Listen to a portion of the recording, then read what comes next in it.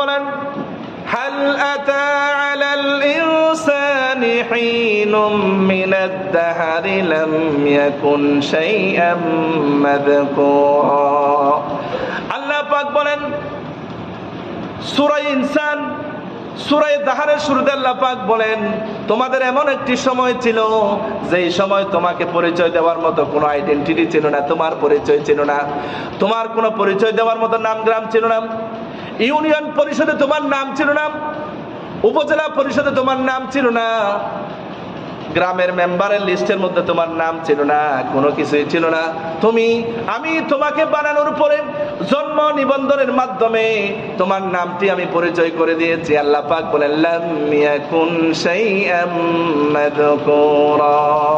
ও বান্দা, তোমাকে আমি বানিয়েছি, বানানোর পূর্বে তোমার কোনো পরিচয় ছিল না, ইউনিয়ন পরিষদে তোমার নাম ছিল না। আলহামদুলিল্লাহ।